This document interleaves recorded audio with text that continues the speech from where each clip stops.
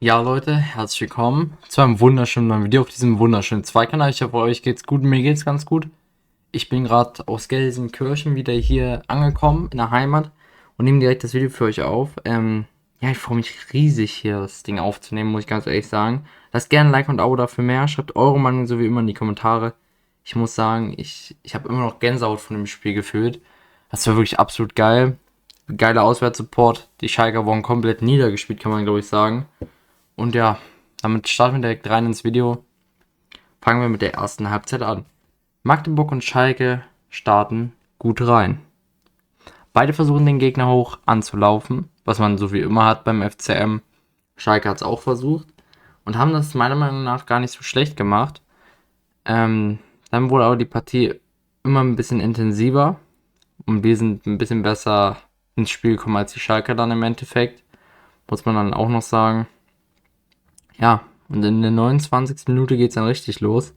Bocho passt den Ball zu Kars, der den Ball perfekt über Hekeren lüpft. Mit einem schönen Lupfer einfach. Ja, also das kann sie, glaube ich, kaum besser machen. Unglaublicher Ball erstmal von Bocho und dann perfekter Abschluss. Dann fällt aber auch schon das 2-0 wieder durch Kars und dann denkt Genaka sehr gut mit, führt den Freistoß sehr schnell aus und Kars läuft perfekt in der 45. plus 2. Und damit haben wir zur Halbzeit 2-0 geführt. Komfortable Führung. Man sagt ja immer so, also zumindest hört man das immer öfters, dass 2-0 das gefährlichste Ergebnis ist. Das haben wir auch schon öfters mitbekommen, vor allem zu Hause. Und deswegen hast du dann schon ein bisschen Angst. Aber ich glaube, die Jungs sind da ganz gut rausgekommen aus der Kabine. Was sie auch direkt gezeigt haben, war sehr, sehr gut. Ja, machen wir direkt weiter mit der zweiten Hälfte. Es beginnt wieder die Lieblingsshow von mir. Es ist einfach die Lieblingsshow mittlerweile von mir, weil es einfach so ist. Die Cars Show nenne ich sie gerne. Cars Show Teil 2 oder Teil 3 kann man auch sagen. Das 0-4 von Hertha lässt auch nicht lange auf sich warten danach. Nach dem dritten Treffer von Cars, wer auch sonst.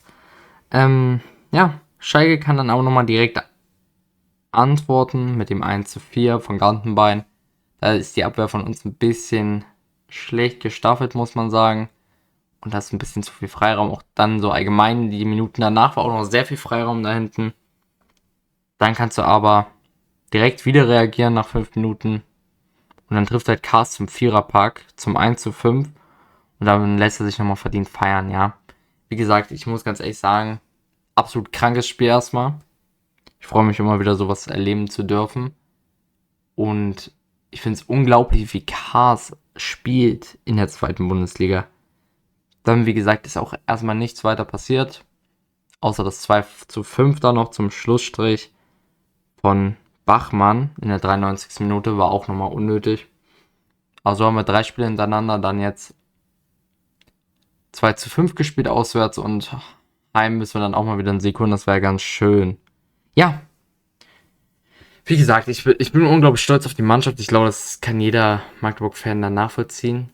Die Schalker taten mir ein bisschen leid. Ich weiß gar nicht, es waren locker so nach 70 Minuten, beziehungsweise nach dem Treffer von Cars, sind irgendwie schon locker 20.000 Schalke gegangen. Nur noch ihre Haupttribüne war da voll. Alle anderen so gut wie leer. Ich würde sagen, 3/4 geleertes Stadion, außer die Haupttribüne. Das war schon echt verrückt. Also, das habe ich auch so noch nie auf Schalke gesehen, muss ich ganz ehrlich sagen. Aber damit machen wir erstmal das Fazit zum Spiel. Alles bleibt beim Alten. Magdeburg schafft es wieder, den dritten 2-5-Sieg einzufahren in Folge. Und das ist verdient. Schalke zeigt kein schlechtes Spiel. Magdeburg ist jedoch einfach besser und lässt Schalke gar keine Chance im Spiel. Man war auch einfach viel effizienter, muss man sagen. Man hat einfach sich locker einen rausgespielt und macht dann halt die Dinger ohne irgendwelche Diskussionen. Cars, wie gesagt, unglaublich. Man muss mittlerweile hoffen, dass das Transferfenster schließt. Weil Cars so unglaublich spielt aktuell. Das kann man gar nicht beschreiben. 4 Chancen, 4 Tore, das ist absolute Klasse. Jetzt endlich ein Heimsieg und dann ist der Klassenerhalt so gut wie sicher. Ja, ich glaube, das beschreibt das Ganze perfekt. Gegen Nürnberg wird es ein hartes Spiel. Es gibt auch Gerüchte, dass Chimmers und Kastrop nochmal wechseln, bevor wir gegen die spielen. Das wäre sehr, sehr gut für uns. Vor allem Chimmers, der ist ein guter Stürmer. Aber damit machen wir hier erstmal weiter mit den Spielernoten. Und ich glaube, die Bilder beschreiben schon eine unglaubliche Emotion bei den Jungs. Wie gesagt, ich freue mich riesig, dass wir das gepackt haben. Es ist überhaupt nicht selbstverständlich, so auf Schalke zu spielen. Viele FCM-Fans haben es auch als schwierigstes Auswärtsspiel noch in der laufenden Saison betitelt. Ich glaube, das wird in Hannover sein. Sonst fällt mir aktuell nichts Schwierigeres mehr ein. Aber ja, wirklich unglaublich. Ja, machen wir direkt mit der 5,0 bis 6,0 weiter. Ja, ich glaube, wir brauchen hier definitiv nicht diskutieren, dass keiner so schlecht war. Und dann brauchen wir das auch gar nicht so erklären, weil die Jungs wirklich top gespielt haben. Und ja, wen du hier halt einranken könntest, wären Hekeren von Schalke. Könnte man aus Spaß machen, weil die Verteidigung, die wurde echt schwindelig gespielt, meiner Meinung nach. Und damit haben wir dann auch die 4,0 bis 4,5, da haben wir auch nichts. Das war jetzt einmal eine unglaubliche Teamleistung, weil ich glaube, das kann man so auch nochmal erklären. Für alle, die jetzt so sagen, okay, 4,0, das ist der Basiswert halt in der Bewertung. Immer 4,0, also wenn du beispielsweise nichts Gutes, nichts Schlechtes machst, bekommst du 4,0. Ja, aber jeder war besser als so Durchschnitt und deswegen gibt es auch für jeden besser als Durchschnitt. Auch wenn zum Beispiel ein Heber viele Fehler drin hatte, muss ich auch ganz ehrlich sagen, ich habe kurzzeitig überlegt, ob man hier vielleicht nochmal ein bisschen schlechter macht als 3, noch was.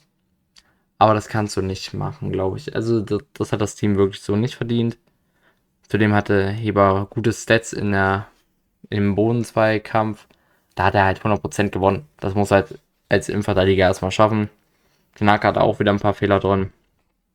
Aber die fand ich persönlich auch gar nicht mal so schlimm. Deswegen machen wir direkt weiter mit der 3,0 bis 3,5. Hier haben wir Silas Gnaka. Erklärung ist, glaube ich, nicht nötig. War meiner Meinung nach das schlechteste Spiel auf dem Feld, hat zwischendurch ein paar Fehler drin, machte dann aber seinen schnellen Freistoß, wodurch er dann einfach das 2-0 auflegt, was sehr, sehr wichtig war für uns. Dominik Reimann, ja, hatte eigentlich nicht viel zu tun in der Partie. Hat einmal richtig klasse gehalten, war dann noch ein paar Mal gut am Ball. Hat, glaube ich, 3, 4 wirklich gute Paraden gehabt, hat dann aber 2 Gegentore gefressen, für die er zwar nicht wirklich viel konnte. Für mehr als eine 3,0 kann es hier dann auch nicht reichen. Dani Heber, wie gesagt, 3,0, mehr geht nicht für ihn. Auch wenn er 100% Boden-Zweikämpfe gewonnen hat. Das ist eine Top-Quote, aber trotzdem ist er mir ein bisschen zu schludrig. Ich glaube, das ist der richtige Begriff für ihn. Ich fand auch Tobi Müller gar nicht so schlecht im Spiel. Deswegen fand ich persönlich schade, dass Tobi nicht gespielt hat. Aber ich kann es auch verstehen. Heber bringt natürlich nochmal ganz andere Elemente mit, wie zum Beispiel Geschwindigkeit. 2,0 bis 2,5 haben wir Mo Erhankuri. Ja, klassisches Mo Erhankuri-Spiel, spielt die Gegner schwindelig, macht ein gutes Dribbling, beißt sich immer wieder durch. Gleiches gilt für Barisch Artig, der aber diesmal auf seiner Seite nicht so viel zu tun hatte. Deswegen gibt es ja nicht mehr als ein 2,5. Diesmal ging mehr über Boccios Seite, was mich auch persönlich sehr überrascht hat, weil meistens geht es immer über Barisch seine Seite. Und dann zieht Boccio nach innen. Aber diesmal war es nicht so der Fall. 2,0 Philipp Herrscher. Absolut souveränes Spiel. Hat nichts durchgelassen bei Flanken und so weiter. Und hat auch noch sein Tor gemacht. John Hugonet kommt als nächstes um 2,0. Ja, der ist eine absolute Bank, was soll ich sagen. Der ist wirklich, also jedes Mal unbeschreiblich, wie gut der verteidigt, ne? Der kann Kopf, der kann Fuß, der kann alles. Ich weiß nicht, wie das funktioniert. Und dann haut der manchmal noch einen Hammer-Schuss raus. Einfach geil. Und damit kommen wir zu den Einsen. So viele Einsen gab es, glaube ich, in dieser Saison noch nie. Haben wir 1,5 Alexander Neuenberger. Also wirklich, ich habe mir wieder bei der Startelf gedacht, wieso Alexander Neuenberger? Ja, er hat es aber mir gezeigt, ehrlicherweise, muss ich ganz ehrlich dann auch mal zugeben. Gutes Spiel. Gleiches gilt für Livan Bocciu. 2 Vorlagen, verdient. Seine Seite war diesmal die Artix-Seite. Deswegen Artix Job übernommen. Gut gemacht. Marcus Matthiesen mit einer 1,0. Ja, was soll ich erklären? Der ist die Bank himself. Also, der verteidigt alles, was geht. Mehr kann er nicht machen. Und das hat er halt sehr gut gemacht. Martin Kaas, natürlich mit einer 1,0. Ich glaube, das brauche ich gar nicht erklären. Ist Man of the Match für mich, ganz klar. 4-mal buxierte Kaas den Ball ins Schalker Netz und erzielt damit seinen ersten Viererpack der Karriere.